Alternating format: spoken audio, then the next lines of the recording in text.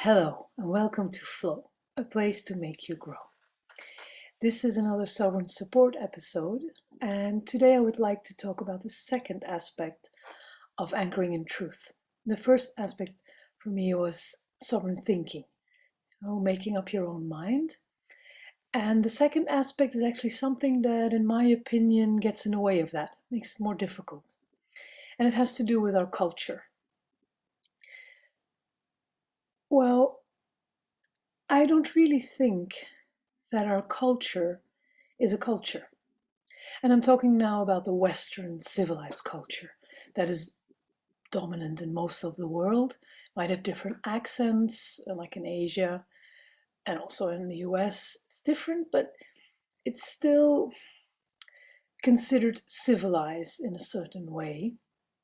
And it has a certain set of values and ideas that are similar. So I'm talking about that. I'm not talking about indigenous cultures. So in this culture, we're being taught to think in a certain way.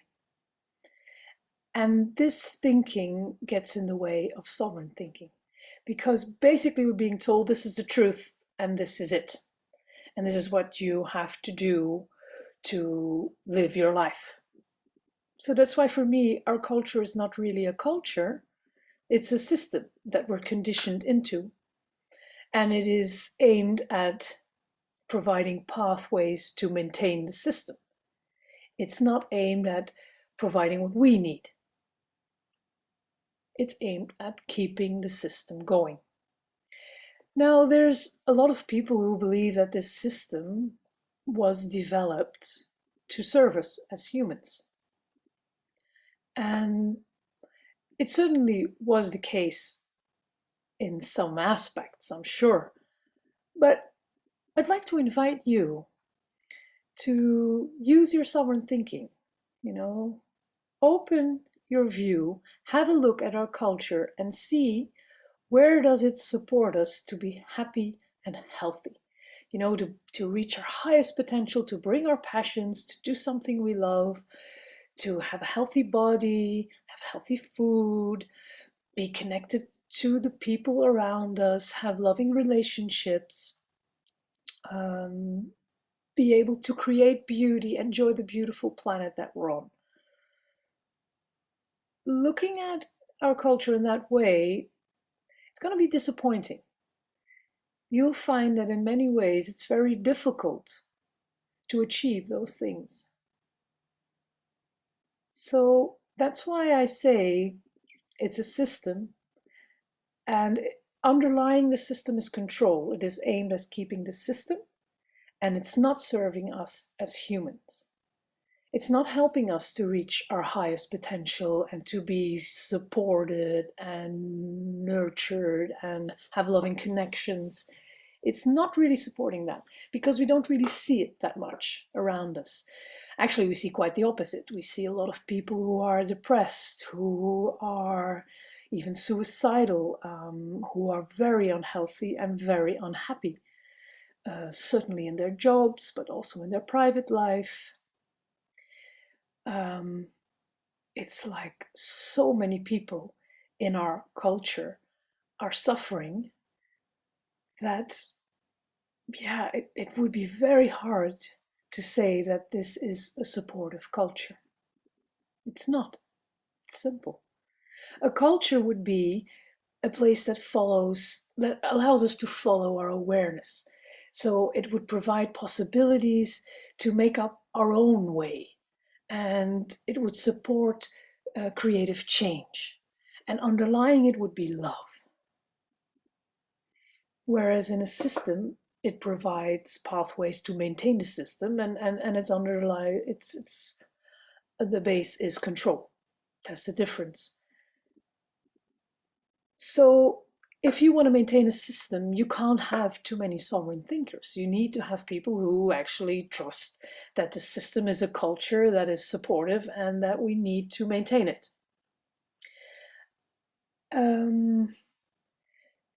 Another aspect of a system is that it shouldn't change too much. It's maintained at keeping it.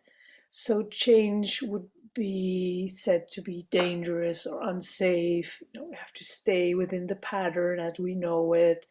Of course, within the pattern there will be changes, but it will still be that pattern.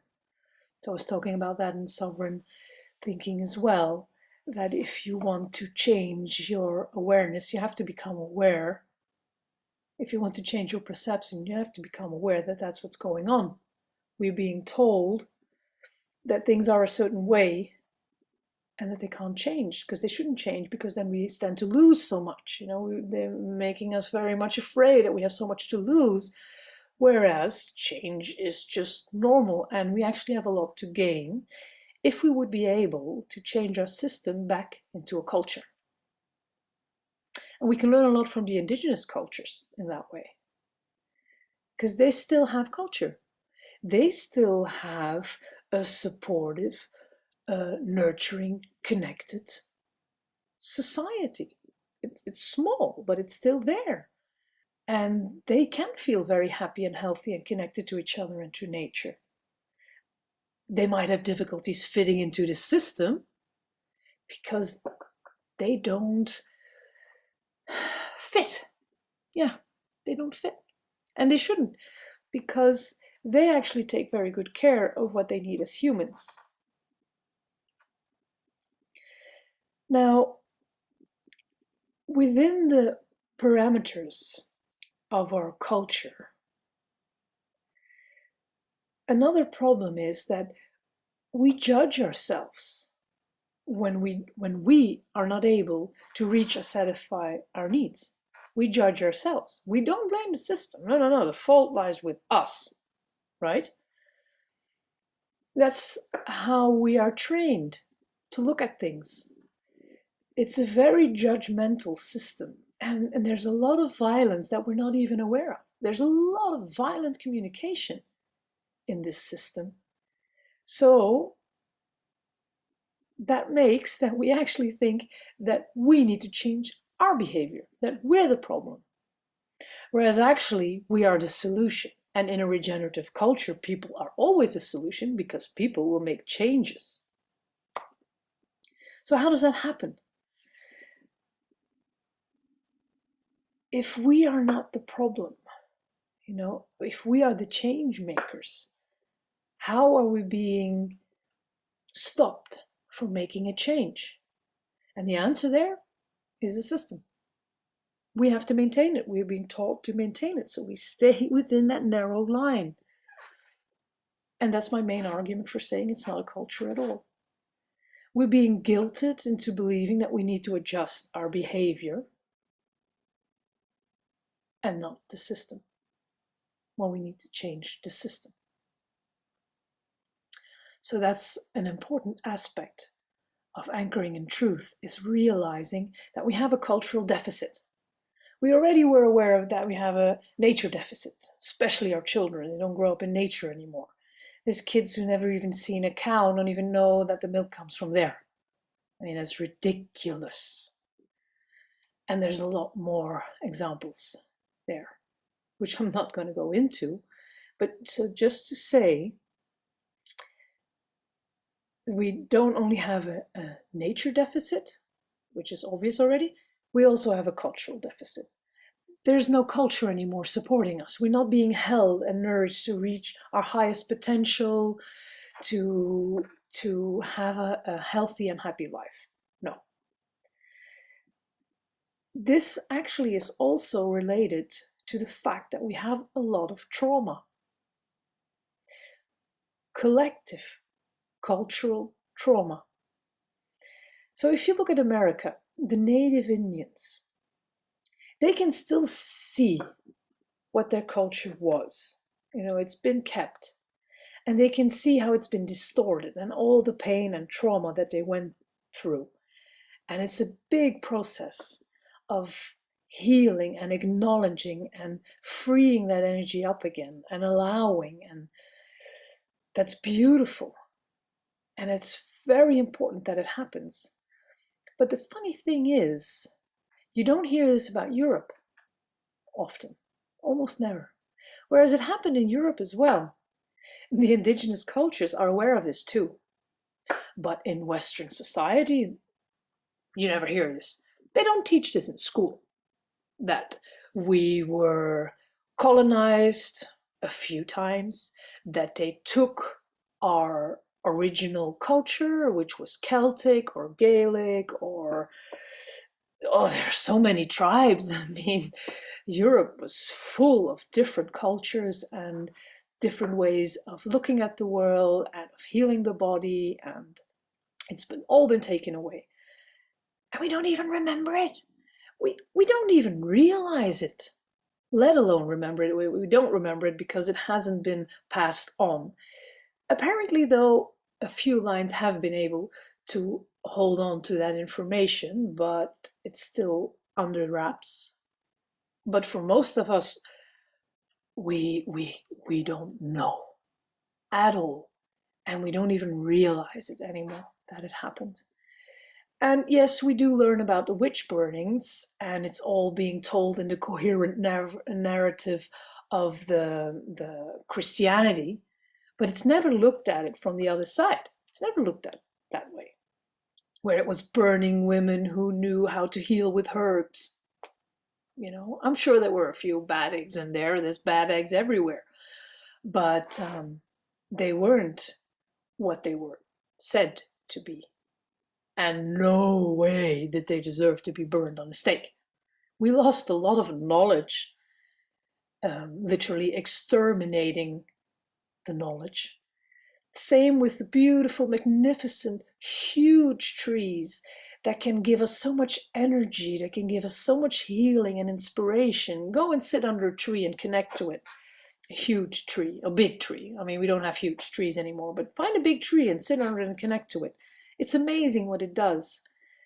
And we had huge trees, and they were sacred places, and we would go there for healing, for support, for celebrations. And they got chopped down, and they built a building there. And then we were invited into the building and give our innate love up to something up there.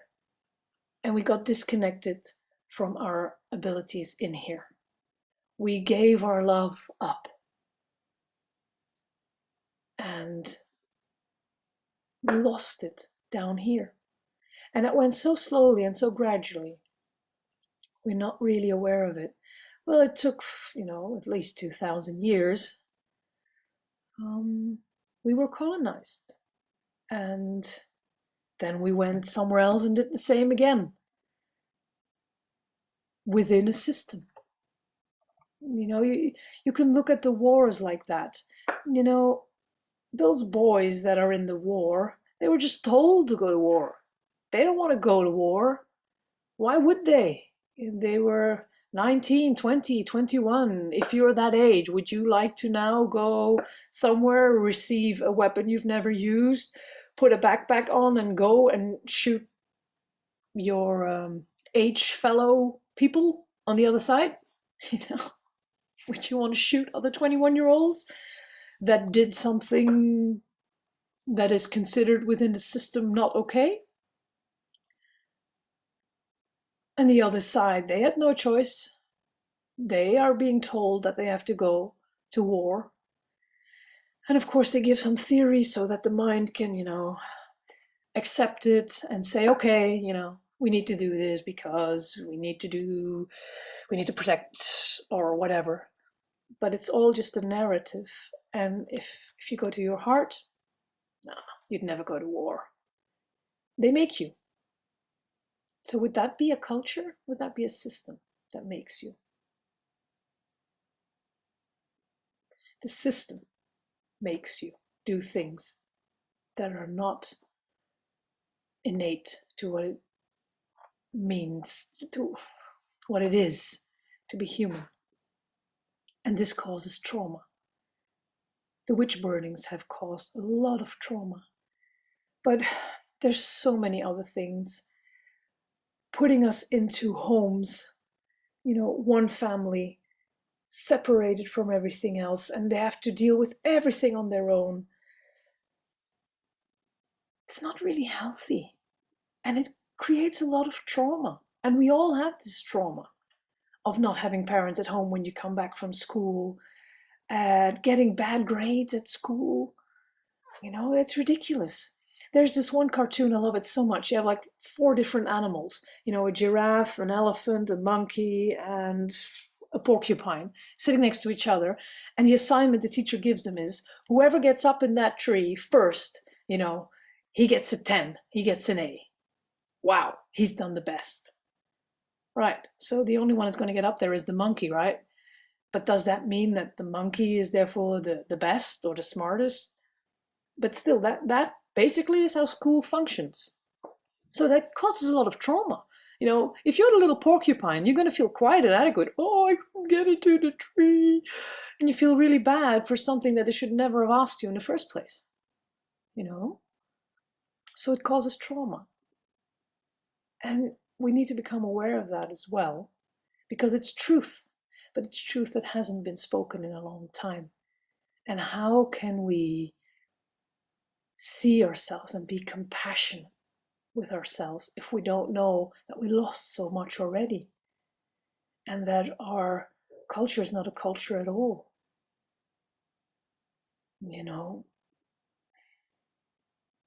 And the last aspect of this is that in our system we're taught that we are not connected. It has created an illusion of separation, and this is causing a lot of stress because people actually believe it, think it, live it, breathe it. We're not even aware that it is a narrative. This is an amazing illusion that has been created, the illusion of separation. It is causing all the pollution. Well, no, it's not really causing all of the pollution. It is causing the continuance of the pollution. It's caused by something quite different, which we don't really have a lot of control over, actually. But that's another topic, and I'll talk about that in another moment. So the illusion of separation is something that also stands in the way of sovereign thinking. And that seems contradictory, maybe, in a way, because like you think for yourself, so we're separate. And we are each individual expressions, but of something similar. So we're not separate at all. We are deeply connected to each other, to the world around us, to the galaxy, to what lies beyond, and instantly.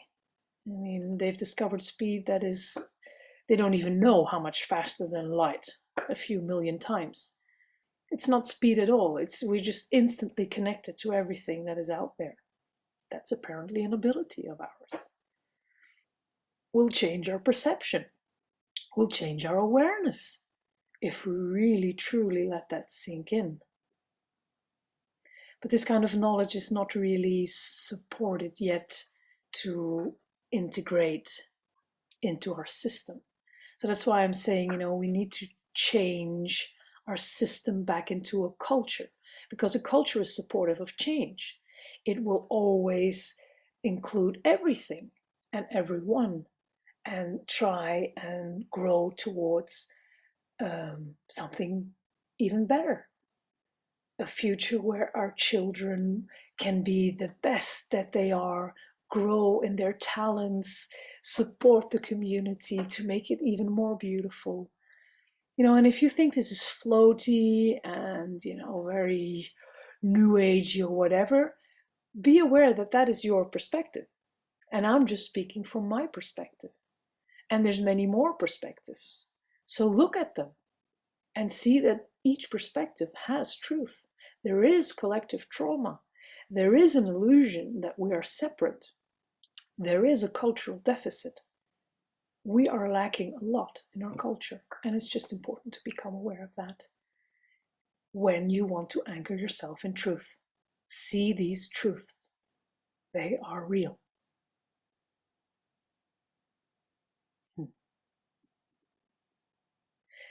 So, if that illusion of separation is something that we've been held in,